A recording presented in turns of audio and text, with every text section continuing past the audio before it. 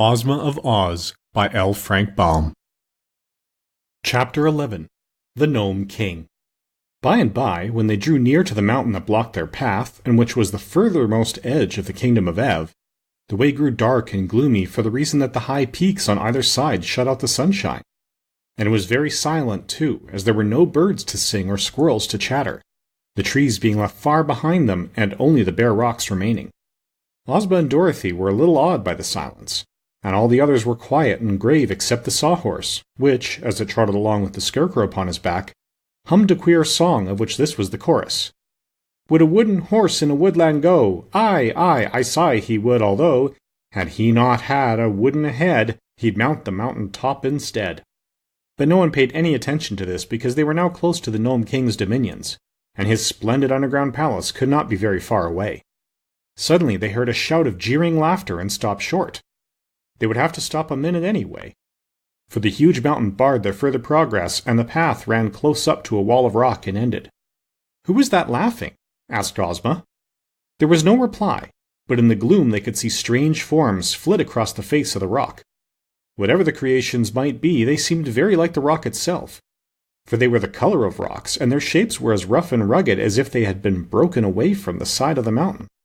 They kept close to the steep cliff facing our friends and glided up and down, and this way and that, with a lack of regularity that was quite confusing. And they seemed not to need places to rest their feet, but clung to the surface of the rock as a fly does to a window pane, and were never still for a moment. "Do not mind them," said Tick-Tock as Dorothy shrank back. "They are only the gnomes." "And what are gnomes?" asked the girl, half frightened. "They are rock fairies and serve the Nome King," replied the machine.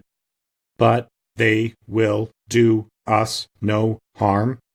You must call for the king, because without him you can never find the entrance to the palace." "You call," said Dorothy to Ozma. Just then the gnomes laughed again, and the sound was so weird and disheartening that the 26 officers commanded the private to right about face, and they all started to run as fast as they could. The Tin Woodman at once pursued his army and cried, "Halt!" And when they had stopped their flight, he asked, "Where are you going?" I find I've forgotten the brush for my whiskers," said a general, trembling with fear. "So we are going back after it." "That is impossible," replied the Tin Woodman, "for the giant with the hammer would kill you all if you tried to pass him."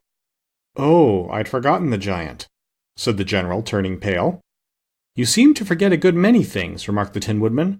"I hope you won't forget that you are brave men." "Never!" cried the general, clapping his gold-embroidered chest. "Never!" cried all the other officers, indignantly slapping their chests. "For my part," said the private meekly, "I must obey my officers, so when I am told to run, I run, and when I am told to fight, I fight." "That is right," agreed the Tin Woodman. "And now you must all come back to Ozma and obey her orders. And if you try to run away again, I will have her reduce all the 26 officers to privates and make the private your general." This terrible threat so frightened them that they at once returned to where Ozma was standing beside the Cowardly Lion. Then Ozma cried out in a loud voice, "I demand that the Nome King appear to us." There was no reply, except that the shifting gnomes upon the mountain laughed in derision. "You must not command the Nome King," said Tick-Tock, "for you do not rule him as you do your own people." So Ozma called again, saying, "I request the Nome King appear to us." Only the mocking laughter replied to her, and the shadowy gnomes continued to flit here and there upon the rocky cliff. "Try entreaty," said Tick-Tock to Ozma. "If he will not come at your request, then the Nome King may listen to your pleading." Ozma looked around her proudly. "Do you wish your ruler to plead with this wicked Nome King?" she asked. "Shall Ozma of Oz humble herself to a creature who lives in an underground kingdom?" "No!" they all shouted with big voices, and the Scarecrow added, "If he will not come, we will dig him out of his hole like a fox and conquer his stubbornness. But our sweet little ruler must always maintain her dignity, just as I maintain mine." "I'm not afraid to plead with him," said Dorothy. "I'm only a little girl from Kansas, and we've got more dignity at home than we know what to do with. I'll call the Nome King." "Do," said the hungry tiger, "and if he makes hash of you, I'll willingly eat you for breakfast tomorrow morning." So Dorothy stepped forward and said, "Please, Mr. Nome King, come here and see us." The gnome started to laugh again, but a low growl came from the mountain, and in a flash they had all vanished from sight and were silent.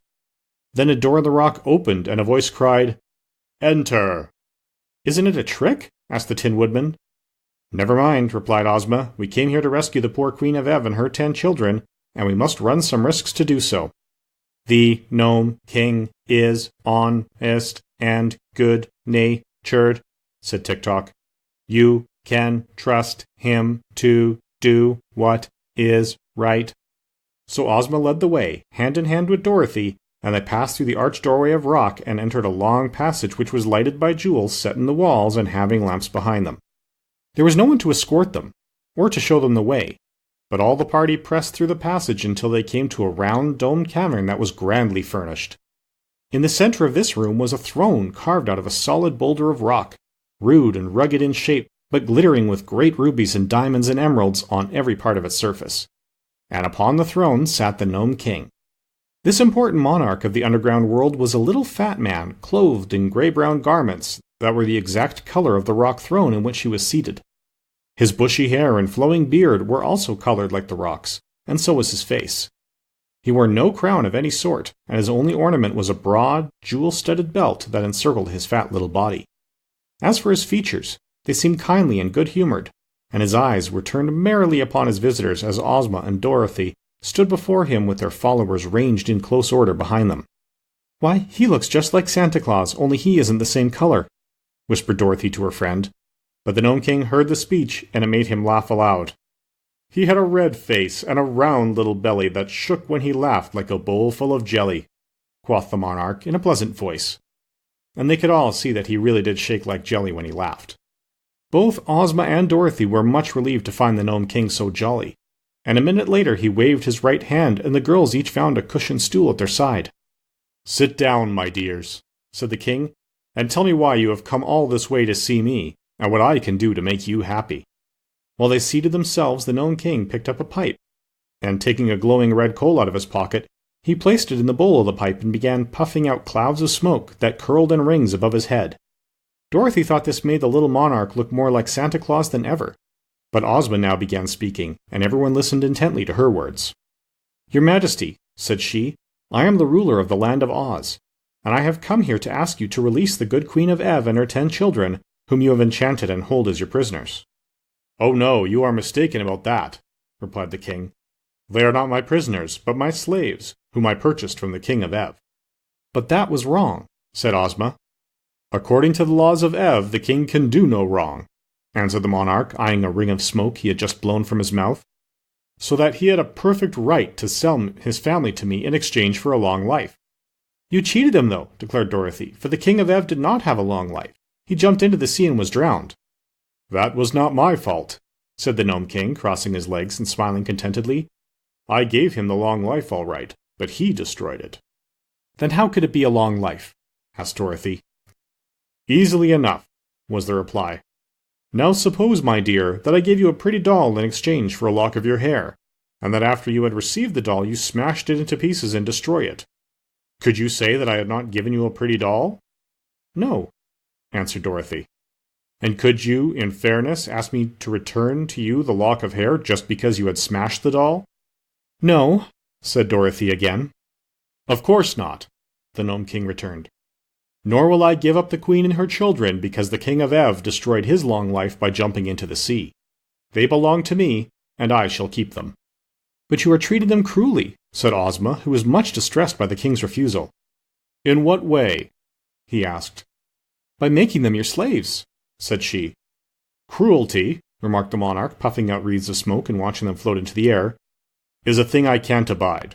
So, as slaves must work hard, and as the Queen of Ev and her children were delicate and tender, I transformed them all into articles of ornament and bric-a-brac, and scattered them around the various rooms of my palace. Instead of being obliged to labor, they merely decorate my apartments, and I really think I have treated them with great kindness." "But what a dreadful fate is theirs!" exclaimed Ozma earnestly. and the kingdom of Ev is in great need of its royal family to govern it. If you will liberate them and restore them to their proper forms, I will give you 10 ornaments to replace each one you lose." The Gnome King looked grave. "Suppose I refuse?" he asked. "Then," said Ozma firmly, "I am here with my friends and my army to conquer your kingdom and oblige you to obey my wishes." The Gnome King laughed until he choked, and he choked until he coughed, and he coughed until his face turned from grayish-brown to bright red. And then he wiped his eyes with a rock-colored handkerchief, and grew grave again. "You are as brave as you are pretty, my dear," he said to Ozma. "But you have little idea of the extent of the task you have undertaken. Come with me for a moment." He arose and took Ozma's hand, leading her to a little door at one side of the room. This he opened, and they stepped out upon a balcony, from whence they obtained a wonderful view of the underground world. A vast cave extended for miles and miles under the mountain, and in every direction were furnaces and forges glowing brightly, and gnomes hammering upon precious metals or polishing gleaming jewels. All around the walls of the cave were thousands of doors of silver and gold, built into solid rock, and these extended in rows far away into the distance as far as Ozma's eyes could follow them. While the little maid from Oz gazed wonderingly upon this scene, the Gnome King uttered a shrill whistle, and at once all the silver and gold doors flew open and solid ranks of gnome soldiers marched out from every one. So great were their numbers that they quickly filled the immense underground cavern and forced the busy workmen to abandon their tasks. Although this tremendous army consisted of rock-colored gnomes, all squat and fat, they were clothed in glittering armor of polished steel, inlaid with beautiful gems. Upon his brow each wore a brilliant electric light, and they bore sharp spears and swords and battle-axes of solid bronze. It was evident they were perfectly trained, for they stood in straight rows, rank after rank, with their weapons held erect and true, as if awaiting but the word of command to level them upon their foes. "This," said the Gnome King, "is but a small part of my army. No ruler upon earth has ever dared to fight me, and no ruler ever will, for I am too powerful to oppose." He whistled again, and at once the martial array filed through the silver and gold doorways and disappeared, after which the workmen again resumed their labors at the furnaces. Then, sad and discouraged, Ozma of Oz turned to her friends, and the Gnome King calmly reseated himself on his rock throne. "It would be foolish for us to fight," the girl said to the Tin Woodman, "for our brave 27 would be quickly destroyed. I'm sure I do not know how to act in this emergency." "Ask the king where his kitchen is," suggested the tiger. "I'm as hungry as a bear." "I might pounce upon the king and tear him to pieces," remarked the Cowardly Lion. "Try it," said the monarch, lighting his pipe with another hot coal which he took from his pocket. The lion crouched low and tried to spring upon the Gnome King, but he hopped only a little way into the air and came down again in the same place, not being able to approach the throne by even an inch. "It seems to me," said the Scarecrow thoughtfully, "that our best plan is to wheedle His Majesty into giving up his slaves, since he is too great a magician to oppose." "This is the most sensible thing any of you have suggested," declared the Gnome King. "It is folly to threaten me, but I'm so kind-hearted that I cannot stand coaxing or wheedling. If you really wish to accomplish anything by your journey, my dear Ozma, you must coax me." "Very well," said Ozma more cheerfully. "Let us be friends, and talk this over in a friendly manner." "To be sure," agreed the king, his eyes twinkling merrily. "I am very anxious," she continued, "to liberate the Queen of Ev and her children who are now ornaments and bric-a-brac in your Majesty's palace, and to restore them to their people. Tell me, sir, how this may be accomplished." The king remained thoughtful for a moment, after which he asked, "Are you willing to take a few chances and risks yourself in order to set free the people of Ev?" "Yes, indeed," answered Ozma eagerly. "Then," said the Gnome King, "I will make you this offer. You shall go alone and unattended into my palace and examine carefully all that the rooms contain.